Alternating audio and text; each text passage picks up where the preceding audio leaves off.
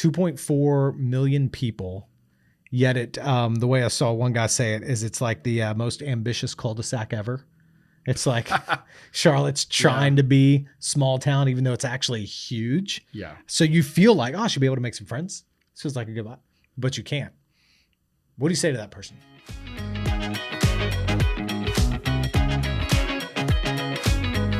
Hey, you're listening to The Bench Podcast. This is our podcast at Mercy Church where we take some of the content that didn't make it into the Sunday sermon. If you think of the Sunday sermon like the starters, the guys that didn't make it in would be the bench. They contribute in a major way. We just ran out of time. They didn't get in. So we're doing a special series of the bench that's in the Fight for the Family sermon series. So today, talking about friendship. Yeah. Talking about friendship. Nothing more impactful, nothing that'll shape you more than friendship. And to help me, I have got a guest that I'm honestly nervous about.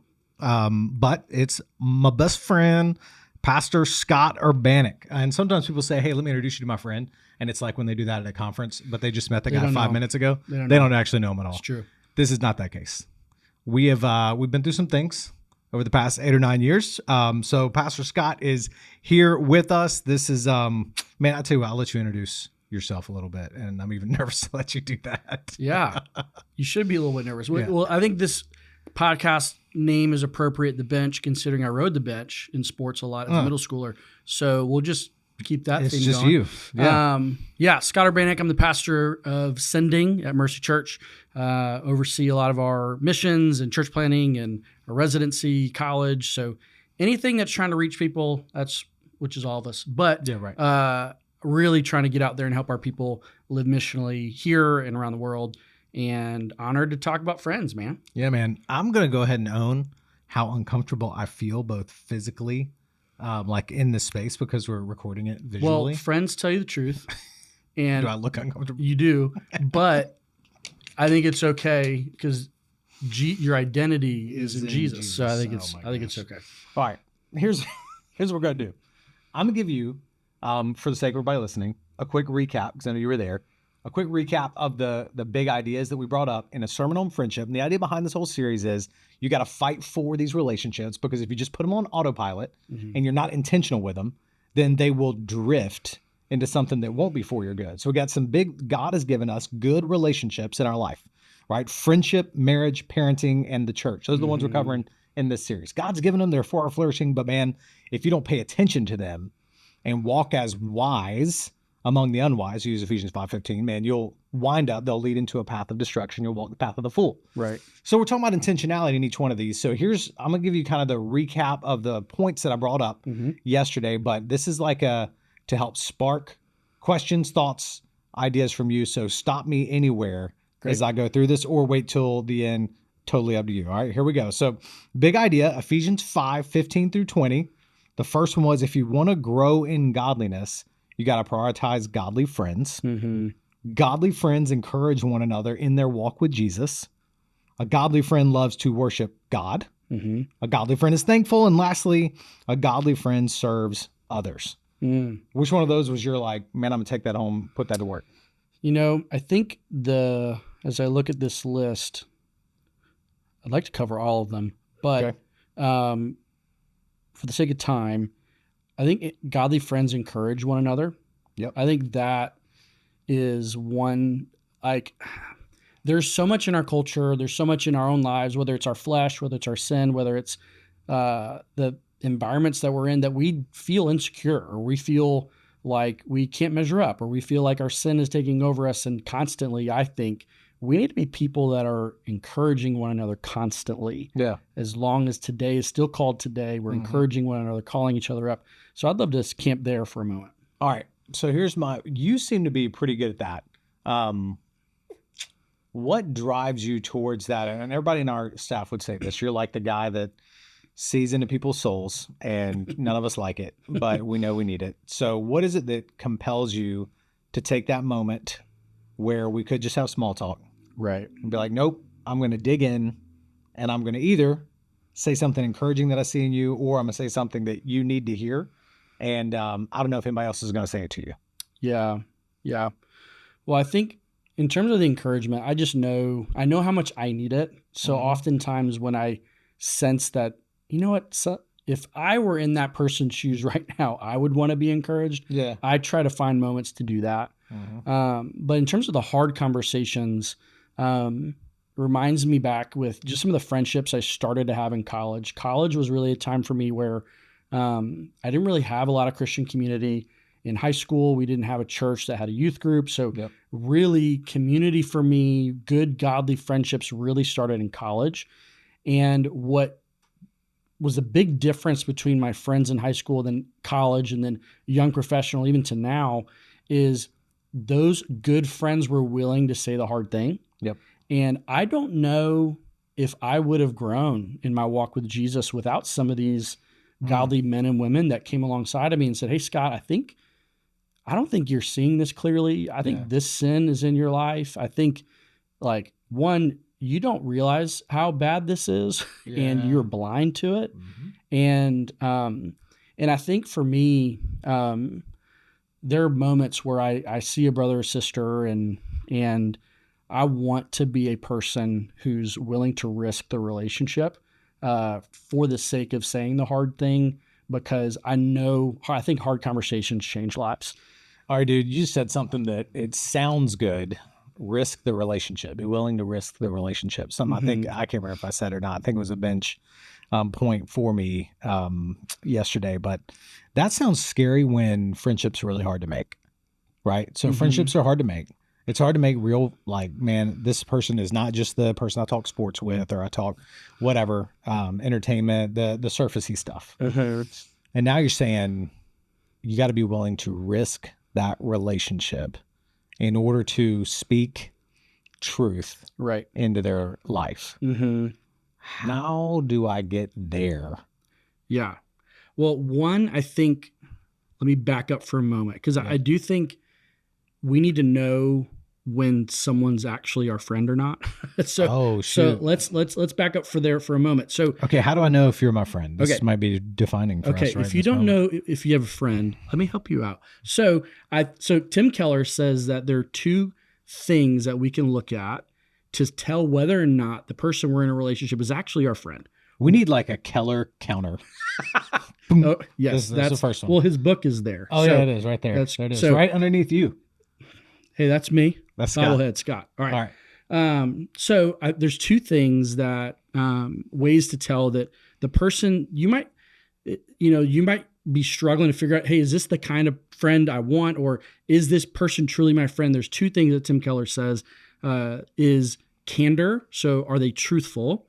And consistency. Do they show up? Right. So candor and consistency. So candor, meaning, is this person willing to, in their friendship with you, tell you the truth? Now, a lot of times we're not sure, especially when we meet someone, how quickly do we start opening up with somebody? Because sometimes if you're the person that opens up way too quickly, or if you're the person that doesn't open up quickly enough, that can be kind of a threat to whether or not this person is going to end up being a friend. Sure. So I think candor, right? Yep. And consistency. Do you show up? John 15 talks about, do you lay your life down for your friends? Jesus laid down his life for his. And I think consistency, candor, those are two signs if they show up for you, but also, are they honest with you? Do they tell you the truth? I think those are two signs. Man, I think there's something to that. I'm thinking about a couple of different people in our world, people that we know, that one of them is going to be, there's one type of person that is way more willing to, like, they don't want small talk. Like, let's go deep, and let's go deep right now. Yeah. For them, sacrifice is going to be patience in a friendship. Yes. Right? Figuring out how to get there. But then for the other, I can think of some others who are like, the walls are up really high. Yeah. And for them, it's going to be the courage and trust to step over that and say, hey, I don't know if I was ready to have this conversation. I'm going to have it a little bit sooner than maybe I thought. That's pretty candor and consistency, showing up. Does this person show up? That's good. That's good, man. All right. Here's what I want to, this is a fun one. What makes you and I's friendship work? Because here's why I say that. I'm the lead pastor. So there's a work dynamic that we have. And yet, as people have observed, hey, I didn't realize y'all were best friends. Which was like, we had not labeled it. Someone labeled it for us. So what makes this work? Is it those things? I think so. I think a couple things have been true since I've been on staff. I think one, since the beginning, I have felt a commitment to our friendship, even in like, because there is this work dynamic of like, okay, you are my boss, right? But you're also my friend. It's hard to do ministry if you're not both in some ways. But I honestly just had a conversation with the Lord, and I was like, you know what? When I get hired here, if I get the chance to get hired here, I'm gonna. I think you told the Lord, when I get hired here. I can see you with that kind of confidence. Yes, I like that. When I get hired here, that's how I tell God what I want him to do. He doesn't always do it. Awesome. But if I get hired here, then I want to be a good friend to this pastor, because I know planting a church is really hard.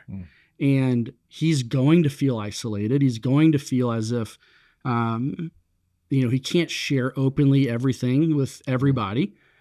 He needs to be authentic, and there's this weird balance of being authentic, but not too authentic. And it's like, so I knew you were going to need somebody in your corner. Yeah. And I have been committed to doing that. And as I have like sought that out and tried to serve you in that way, you reciprocated, and you've said hard things to me and have encouraged me. And I think we've just been a mutual encouragement to one another. And we've had hard days, and we've had great days. Yeah, right. And we've kept it moving. Yeah, that's good, man. I think this is a good, I think this is true for all pastors, but maybe this is a little like look under the hood moment here of what it's like in the lead pastor world for any lead pastors that might be leaning in, listening. But I think it's probably true across the board for pastors, that there is that desire to be authentic because, or transparent. Yes, authentic, but also transparent, because you want to live your life in such a way that others like, follow me as I follow Christ. Right. And so you want other people to see you following Christ. So there's like a look into my world and everything else. And at the same time, there's a mantle and a weight that comes with that is, man, it's kind of hard to let people into everything, because, man, you may not be ready to see just the fact that I'm a fellow sinner just like everybody else. Right. And that's a tough thing. And so the need for godly friends who can handle you being a spiritual leader is huge. And I think that's a word to those of you that are going to be friends with a pastor and you're not a pastor, you're not in leadership, is, man, just know that it is desperately needed, because your pastoral ministry there. I mean, you can look at the stats. Guys get isolated. They isolate themselves, and always before downfall, there's isolation. Right. And the need for godly friends, just like in any other space, is so real. But you got to be ready to share, like the whole carry one another's burdens. You got to be ready to carry that guy's burden, which partly means you just got to be ready to know that he's a sinner. He's got all the dysfunction that any other normal family would have and everything else. So that's big deal, man. I think you do that well. Yeah. Well, yeah, it is an honor. I do think there is, like, not that pastors have like harder jobs than everybody else, but there's just something unique to being a pastor. I've had moments, and I've not been a lead pastor, so I imagine maybe even more moments for you, but there've been moments where I've gone to hang out with people and I thought I was hanging out with friends, and then I realized, they don't consider me a friend. They consider me their pastor. Yeah. And that's what this moment is. Yeah. Oh, yeah. And I came here just to hang out with the guys, Right. And then realize, I'm not one of the guys. I'm their pastor that they like, but there can be a barrier. Thing. All right, dude. So here's what we're going to talk about. One of the, this whole like friendship conversation, I want to talk about managing friendship expectations.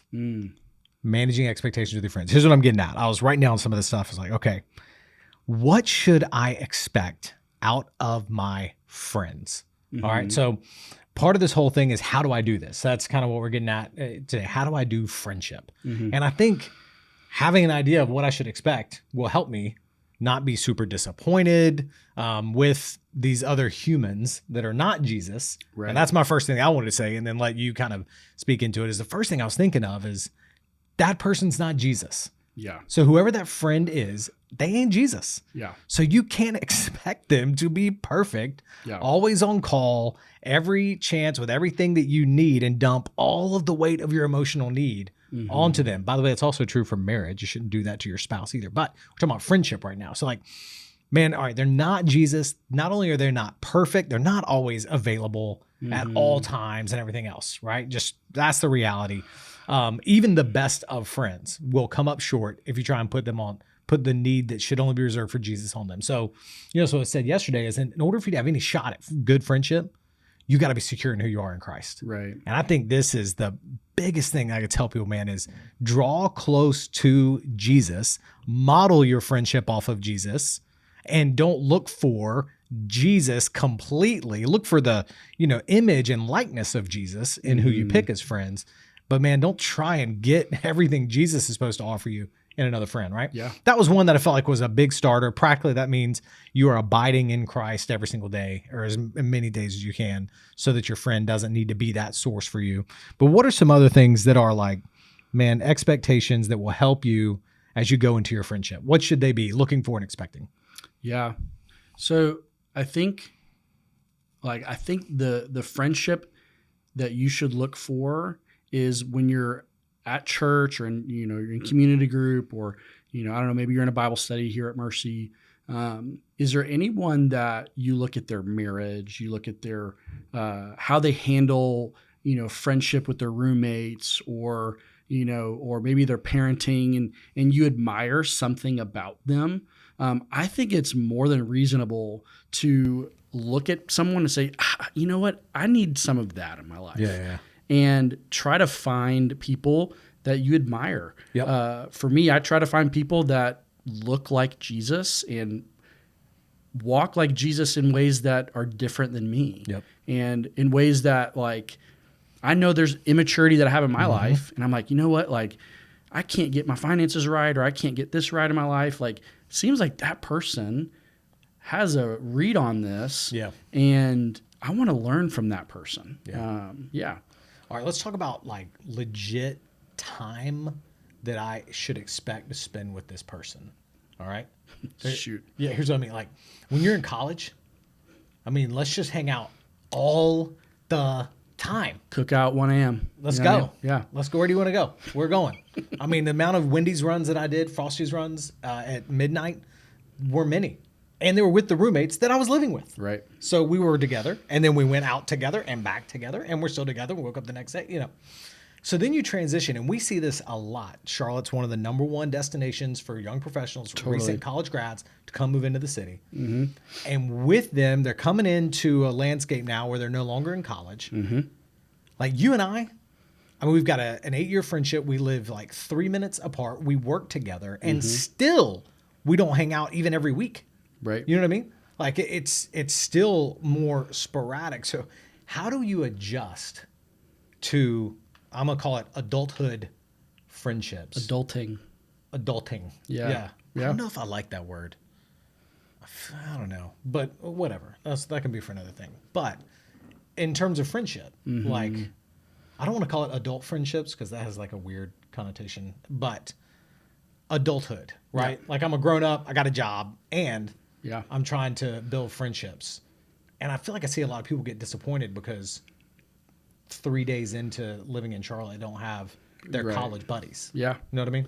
Yeah, so that's one of the really cool things about Charlotte is all these young professionals moving in to our city. I think it's a great opportunity, if seized, to make a lot of friends. But I feel for like I remember when I was a young professional, I moved to a new city. I didn't know anybody, and my expectation was, just like in college, I'm going to find my best friends in a matter of like a month, right? Yep. And it took a month just to get on someone's calendar, right? Like I think that adult friendships, however we want to call it, they're just slower, and it takes longer for people to, like, there's so many more responsibilities, so many different things that are going on in our lives that, as a young professional, oftentimes you're doing the grunt work at Bank of America, working 60 hours and all that, which is normal for first job. And so I think if expectations can be set, then them know that it's okay. Young professional, it is okay for this to take a little bit longer than it did in college. Yep. I think we just need to hear that. Yep. And also find a church and stick there. There it is. I think, Mercy Church, we're not the church for everybody, but we can be the church for anybody. Yeah. And I think if you stick there and fight like crazy to continue to put yourself in positions to be with God's people, these relationships are going to take time. And studies show that after college, and we could put, there's a book I can recommend we can put in the notes, but that it takes around a year for a young professional to find at least people that they're like, okay, these are my friends. Yeah. And that's disorienting when you come out of college and it took a month to find your best friends for 4 years. Yep. So be patient, and the church is here to help y'all. Yeah. And let me, I want to talk to, I feel like a specific group of people I want to talk to is young moms. So if you are, it's specific, and it's maybe just because Courtney went through the phase of stay at home mom for a while, but a lot of times, man, young moms can feel like they are, or moms of young kids. That's a better way to say it. Moms of young kids. That's what I'm kind of getting at there. If that's your situation, praise God, you're not crazy for feeling like, man, I feel alone, and all my conversation is going into people that do not know how to talk with me. They'll talk back to me. Yeah. They don't know how to talk with me and carry on a conversation. Right. My conversation is about some blue dog. Yep. There's been like a blue dog in every generation, right? There was Blue's Clues and now there's Bluey. You know what I mean? It's just whatever. I'm like, man, that's hard. And first of all, it's just okay that that's hard, and you feel like it's hard. You're right. That's not a crazy feeling. Right. The things that I'm thinking through are be prayerful for friends. Ask God for friends. That is that's an okay thing to ask for. Yeah. Be patient. And that's the hardest part, because you're like, man, today was really hard. Yeah. And then, man, be intentional. And that, I think, is what you're getting at with do everything you can to get into the spaces your local church has for you. If they don't have spaces for you, go knock on a door and see if you can help create spaces instead of floundering. If you're really, really struggling, go see if you can help create spaces for others, because there are others that feel the same way you do. Right. Also think that it presents for a church where there are a group of folks that's in any demographics. Let me go beyond young moms, whether it's any specific sort of connection group, any life stage or whatever. Man, you might have probably do have a great evangelistic opportunity in your community. Yeah. If you and a group of people will say, like young professionals, or you take I had somebody just today talking to me earlier today. They were in a women's Bible study, and it was their point of connection into the church, a lifeline for them right now, and was in tears about how much that mattered. I'm like, man, those connection groups where people are in the same stage of life, powerful, dude. Yeah. So that's just like an admonishment to those of you that do feel like you have community. How can you open that up to those that don't? Because there might be a real opportunity to lead people to faith. Yeah. Definitely build community, that kind of thing. All right. So that gets a little bit into let's talk. I'm going to punch on a little bit more this. You're moving into a city. We're going to say Charlotte because that's our context. Prioritize the local body of believers, get into the connection spaces that community has. And then this next thing I'd say with that intentional is be the friend that you're hoping to find. Is there anything else you'd add in there for, hey, I'm moving in, what do I do? I think just be patient. Yeah. And I think you covered a lot of them. Yeah. Yeah. Cool.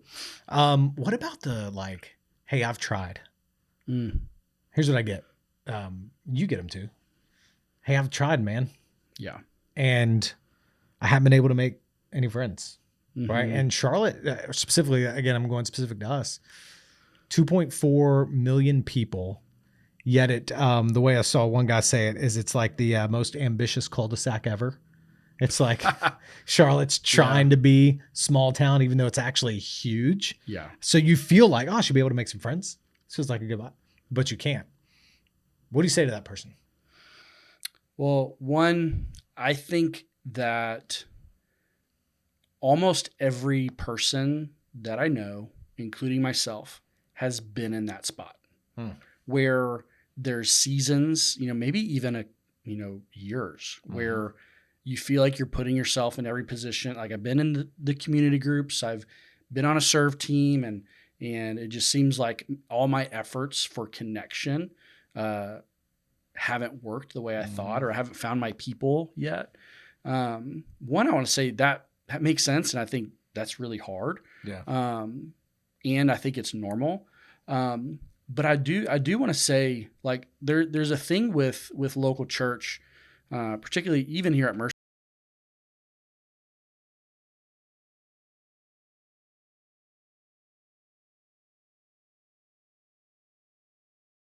to get connected, whether it's a Bible study, a community group, small group, Sunday mornings, things like that. What the church can't do, the church can't make friends for people. And so I think my encouragement to that person is it'd be really easy. I might step on some toes here, but it'd be really easy to be like, okay, whether it's Mercy or even another church, to feel as if the church didn't do enough to help make this happen. And I do think if you continue to put yourself in a position to make friends, if you continue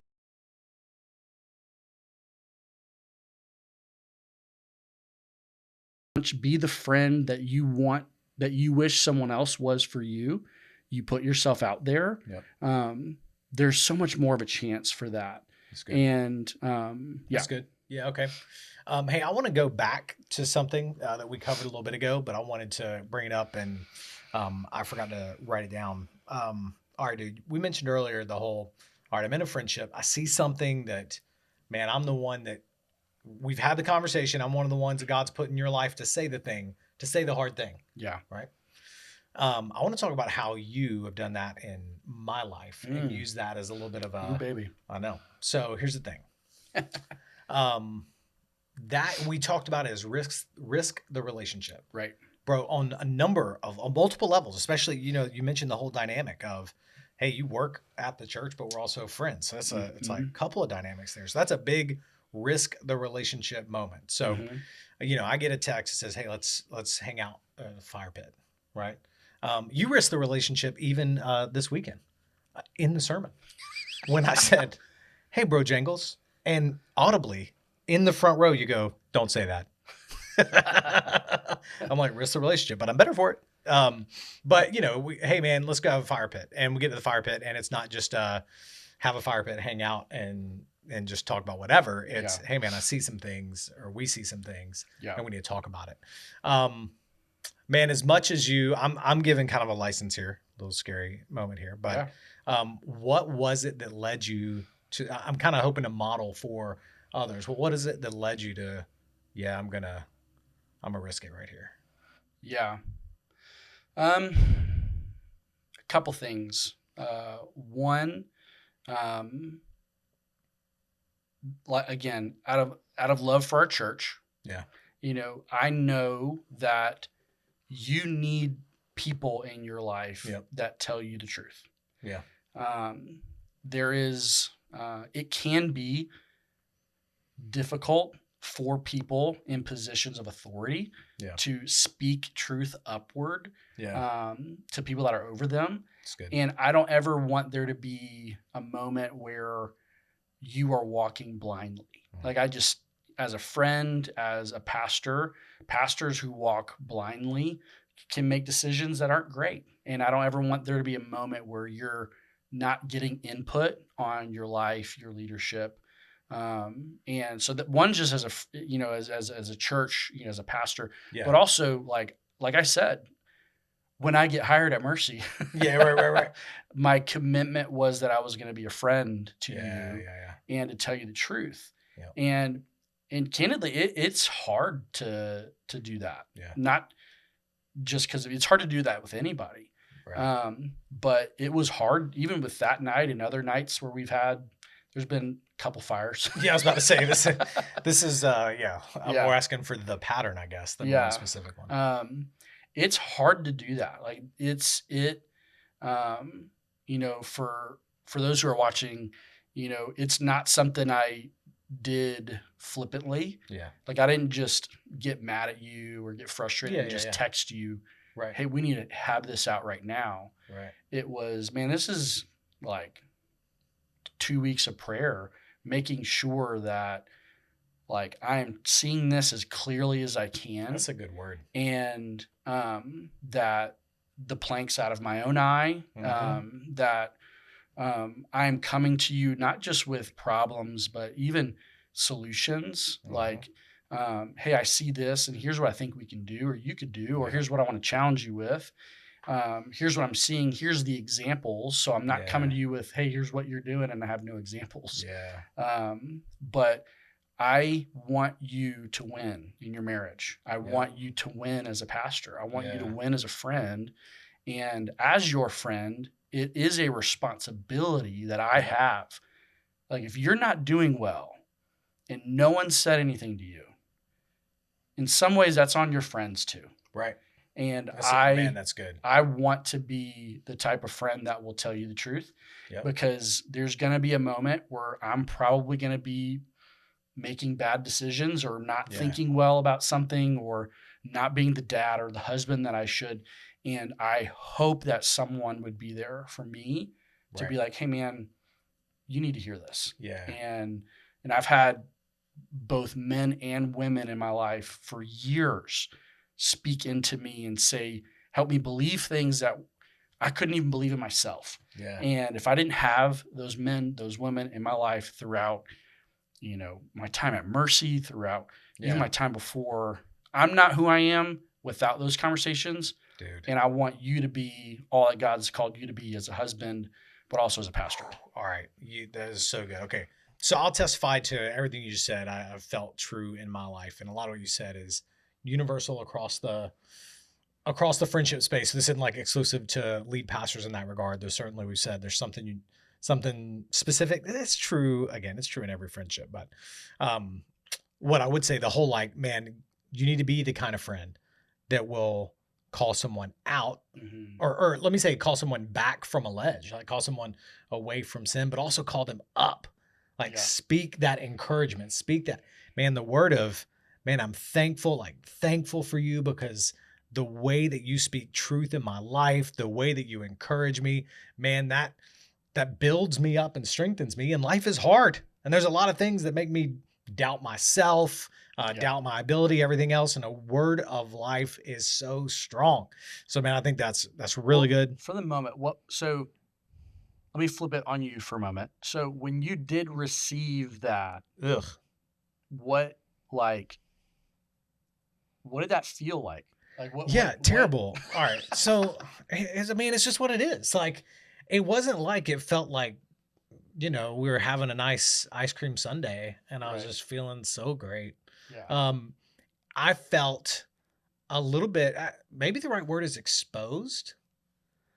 So what had to be true is I had to believe that you cared about me. Right. And were not trying to attack me. Right. I had to believe that. If there was any ounce of Scott didn't know what he's talking about, he's just whatever. Scott knows he's just, and I start to blame you for something. I'm going to figure out a way in my head and my heart to discredit what you are saying. Right. Because, and that's like the whole, just like the way has God really said. It's like, if we believe God speaks through our friends and helps us see those blind spots, I do not want my sin, I don't want that exposed in any way. Right. I don't even want to believe it's true about me. And I'm a good arguer. Right. Like, I believe Batman is not in any way superior to Superman. Superman is the better hero.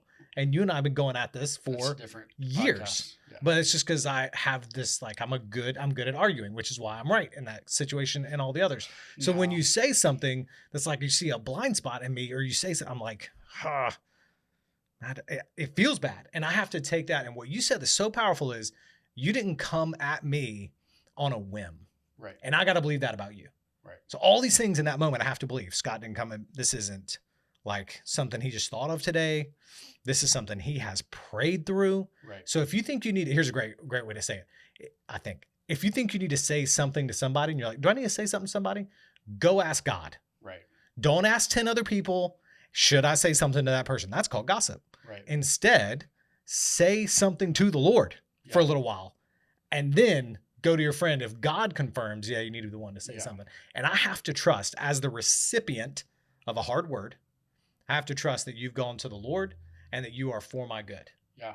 Otherwise, that's the stubborn, sinful flesh. Yeah. I'll be like, no, you're wrong. And if you have that kind of a, hey, we're this type of friend with each other. Yes. And we've had that conversation, as Yep. like you mentioned in the sermon, there's that freedom for us to say those hard things.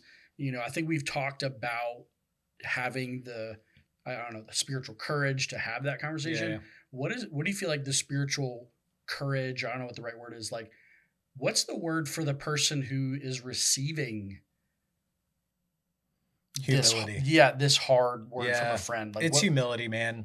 And maybe because I've had to be corrected a lot in my life, I have so much experience in this, but there is this sense of, I gotta remember I'm not Jesus. Yeah. I'm just not. I gotta be willing to be flawed. The only way I get better, God has said in his word, that's Hebrews 3, take care, encourage one another, lest you be hardened by sin's deception. Yeah. I got to be willing to own, humble enough to own that I could be being deceived by the enemy. Mm-hmm. And I got to be willing to admit that about myself, and willing to admit that blind spots are, in fact, blind. Right. So I can't see them. It is so hard when someone is telling you something that you can't see. Yeah. Because you can't see it. Right. And as silly as that sounds, like, we can be completely deceived and not know it. And we have to be able to take a moment and say, okay, maybe my friend sees something I don't see. I need to take this to the Lord, at least at minimum, because, not say that everyone's going to get it right all the time and how they deliver that information, but we need, how they go about it shouldn't be the determiner on whether or not what they're saying is true. Oh, it's good. Because you got to think about it. Think about how nerve-wracking it is for you to go up to a friend that you love to tell them something they're not going to want to hear. Yep. More than likely, they're not going to say that the exact way that they want to, right? That's right. They're going to wish they would have been more bold or less bold. Because they're not Jesus. So they're going to get They're not Jesus. They're not going to say that perfectly. So dude, that's good. I think they need to be extended some grace. And instead of like, hey, how did this messenger deliver this information? Instead of focusing on that, being effective.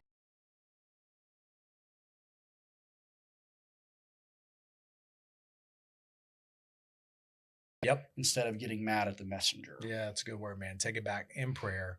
Oh man, that can save a lot of friendships. Yes. And I think one of the other things in that humility space that helps me to be able to receive a word is what you said. I've just watched so many people, other friends, like walk around with blind spots, and it's like, hey man, everybody else, I'm one of the everybody else, Right. seeing what you don't see. And I'm like, if I've seen that many times, I either think, well, except for me, I've got it all figured out. Right. Or I got to have the humility to go, yeah, I too have blind spots. Mm-hmm. All right. Last thing to help land this plane. We have this word of encouragement that we speak over each other before we go up to preach. Why don't you share with them? So I actually gave it to Blake yesterday, another guy on our team, because he was going up and it was like a big moment where he had to go pastor. Like he's about to become a pastor. So what's that word? That you're bringing this What's up. that word that we give of just, man, this is a good friend right there before you get up to preach? The last word I hear, what do you say? Okay. If you are ever sitting next to Pastor Spence and myself or whoever's about to go up, Spence so lovingly says, hey man, don't blow it before we go up to preach. It's the last Now, thing you hear. If you don't have friends that can tell you not to blow it before standing in front of 1,000 people, then you're not really a true friend. That's right. That's right. Yeah, don't blow it, man. Which is a loving, hilarious reminder of you actually can't blow it. It's the Lord's doing. So, we're good. Well, man, thank you, my friend, for talking friendship. Thanks for bringing yourself in all your different forms here with us today. We're so grateful. This has been The Bench. We've been talking about friendship here in the Fight for the Family series. Thanks for being with us. See you next time.